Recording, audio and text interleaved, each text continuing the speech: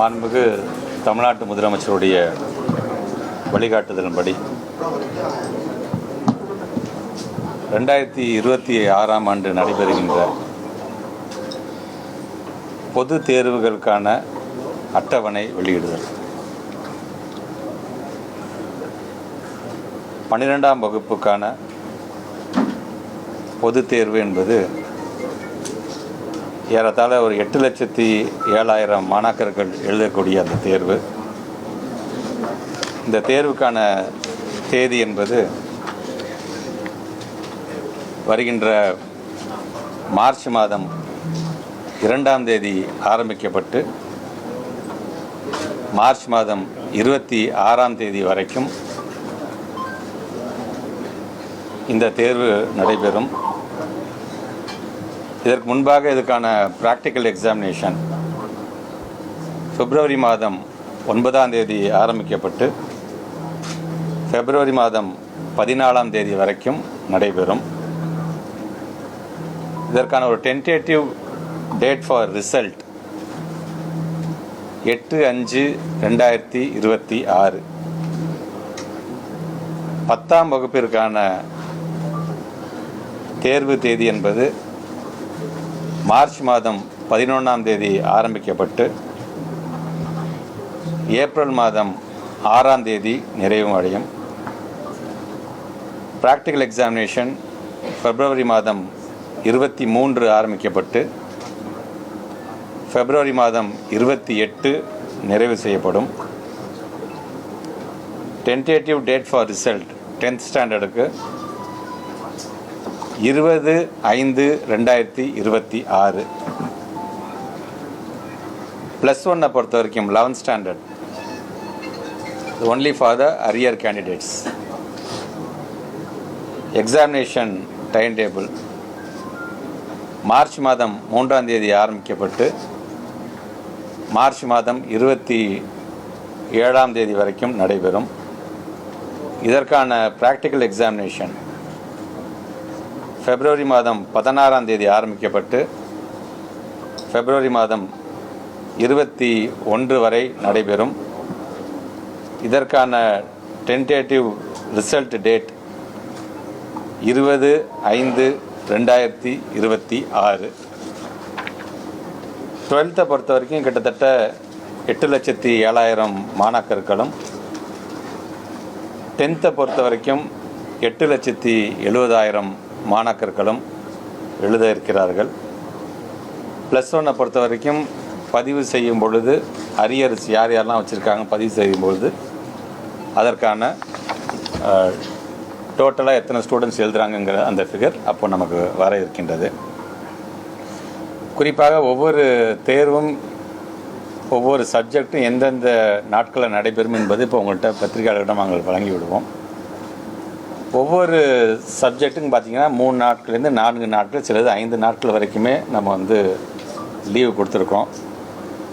So ஸ்டூடெண்ட்ஸை பொறுத்த வரைக்கும் எந்த ஒரு அச்ச உணர்வும் இல்லாமல் தமிழ்நாட்டு முதலமைச்சர் அடிக்கடி சொல்கிறது மாதிரி தான் இது இன்னொரு தேர்வு. ஏற்கனவே நம்ம வந்து கிளாஸ் டெஸ்ட்டு நடத்துகிறோம், அதுக்கப்புறம் காலாண்டு அரையாண்டு தேர்வு நடைபெறுது, அப்புறம் ரிவிஷன் எக்ஸாம்ஸ் நம்ம நடத்திட்டு இருக்கோம். நாங்கள் இப்படி தொடர்ந்து இந்த ரிவிஷன் எக்ஸாம்ஸ்லாம் நாங்கள் நடத்துறதுக்கு காரணம் உங்களுக்கான இந்த பொது தேர்வுக்கான அந்த அச்சத்தை நீக்குவதற்காகத்தான் இது நடைபெறுகிறது. ஸோ மாணவர்களை பொறுத்த வரைக்கும் டேட்டா அனௌன்ஸ் பண்ணிட்டாங்கன்னு ஒரு பதஷ்ட நிலைக்கு போகக்கூடாது. இப்போ தான் நீங்கள் இன்னும் உற்சாகமாக வேண்டும். 9th ஸ்டாண்டர்ட் வரைக்கும் நான் படித்த என்னுடைய படிப்பு, நான் வளர்த்து கொண்ட அறிவை நான் 10th நான் வந்து எக்ஸிபிட் பண்ண போகிறேன், ஒரு எக்ஸாம் மூலமாக நான் என்னை ப்ரூவ் பண்ண போகிறேன் அப்படிங்கிற அந்த மகிழ்ச்சியோடு நீங்கள் இருக்க வேண்டும். 11ஆம் வகுப்பு வரைக்கும் நான் என்ன அறிவை பெற்றிருக்கேனோ அதை 12ஆம் வகுப்பு இறுதி தேர்வில் அதை நான் வெளிப்படுத்த போகிறேன். இதை முடிச்சுட்டு அடுத்தது என்னுடைய லைஃப் புதுசாக நான் கல்லூரியில் நான் ஆரம்பிக்க போகிறேன் அப்படிங்கிற அந்த உற்சாகத்தோடு நீங்கள் எல்லாருமே நின்று படிக்க வேண்டும். ப்ராப்பராக தூங்குங்க, ரெஸ்ட் எடுங்க, நல்லா சாப்பிடுங்க. அதே நேரத்தில் டைம் மேனேஜ்மெண்ட், படிப்புக்கான இந்த டயத்தை நீங்கள் ஒதுக்கி வைத்து கொள்ளுங்கள். டீச்சர்ஸ்கிட்ட என்னென்ன சந்தேகம் இருக்கின்றதோ அதை கிளாஸில் கேளுங்க. நீங்கள் ரிவிஷன் எக்ஸாம் எப்படி உங்களுக்கு ஒரு மிகப்பெரிய ஒரு பயிற்சியாக இருக்க போகிறது, அதையே நீங்கள் ஒரு பொது தேர்வுக்கு எழுதும்பொழுது எப்படி அந்த டிசிப்ளினோட போய் எழுதுறீங்களோ அந்த மாதிரி நீங்கள் எழுதுனீங்கன்னா இது இன்னொரு விதமான ஒரு டெஸ்ட். அவ்வளோதான். நீங்கள் படித்த அதே வகுப்பறையில் தான் உட்காந்து எழுத போகிறீர்கள். ஆக அந்த விதத்தில் உங்களுடைய நண்பர்களோடு தான் அமர்ந்து நீங்கள் எழுதப் போகிறீர்கள். அந்த உற்சாகத்தோடு நீங்கள் ஒவ்வொருவரும் எழுத வேண்டும்.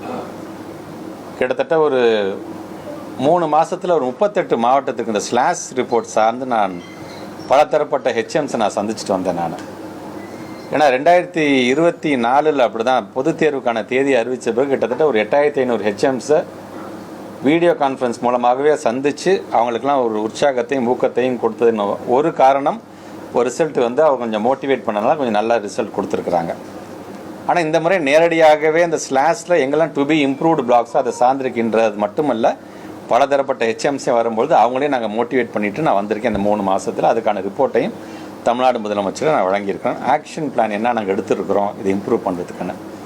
ஸோ இந்த முறை அந்த பொதுத் தேர்வு முடிந்ததுக்கு பிறகு ரிசல்ட் இன்னும் அதிகப்படியாக அது கூடும், நல்ல ரிசல்ட்டை கொடுப்பார்கள் என்ற நம்பிக்கை இருக்கின்றது.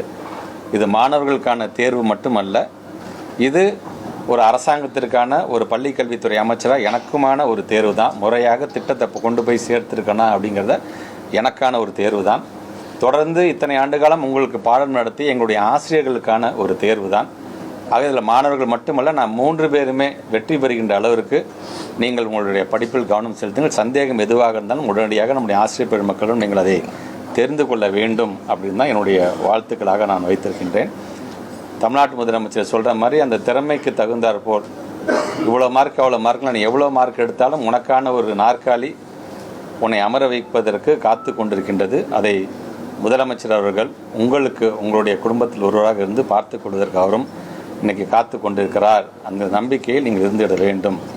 ஆக அந்த விதத்தில் பொது தேர்வுக்கு தயாராக இருக்கக்கூடிய, குறிப்பாக 12 வந்தும்போது ஏற்கனவே சொன்ன மாதிரி மார்ச் மாதம் 2ஆம் தேதி ஆரம்பிக்கப்பட்டு மார்ச் மாதம் 26ஆம் தேதி வரைக்கும், அதே போன்று 11 என்று வரும்பொழுது மார்ச் மாதம் 3ஆம் தேதி ஆரம்பிக்கப்பட்டு 27 வரைக்கும், அதே மாதிரி 10th ஸ்டாண்டர்ட் என்று வரும்பொழுது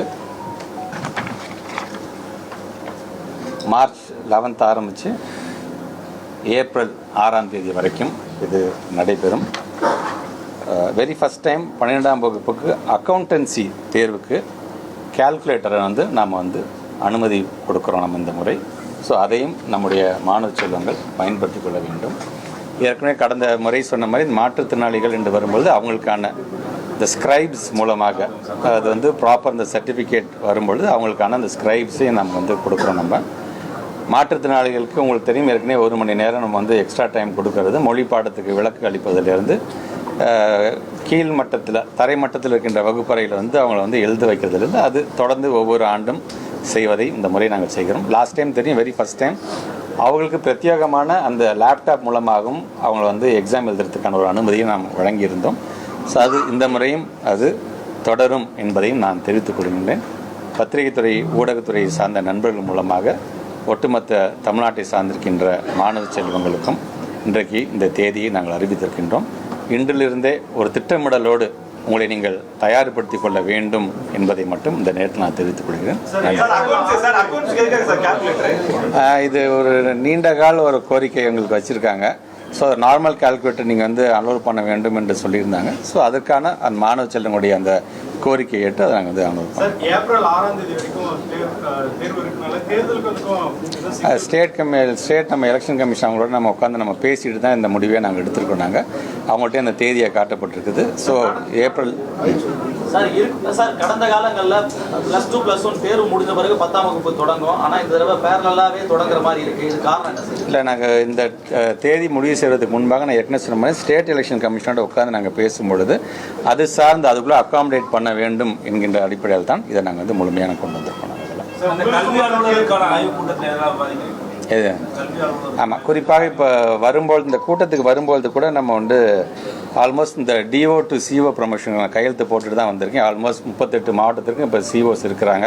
அது ஃபஸ்ட்டு உங்கள்கிட்ட தான் சொல்கிறேன், அடுத்ததான் நாங்கள் சிஓஸ்ட்டே நான் சொல்ல போகிறேன். பட் எனிவோ பரவாயில்ல, பத்திரிகைத்துறை ஊடகத்துறை சார்ந்த நண்பர்கள்ட்டும் அதை நான் தெரிவித்துக் கொண்டிருக்கின்றேன். ஸோ இவர்கள் தங்களை எப்படி தயார்படுத்திக் கொள்ள வேண்டும் என்று சில பாயிண்ட்ஸ்லாம் நாங்கள் வச்சுருக்கோம். ஏற்கனவே அனுபவம் வாய்ந்தவர்கள் தான் களத்தில் பல எக்ஸாம்ஸ் கண்டக்ட் பண்ணவங்க தான். பட் இருந்தாலும் ஒரு கூடுதல் செய்திகளாக இன்னைக்கு பல விஷயங்களை நான் ஒட்டம் எடுத்து சொல்றேன்.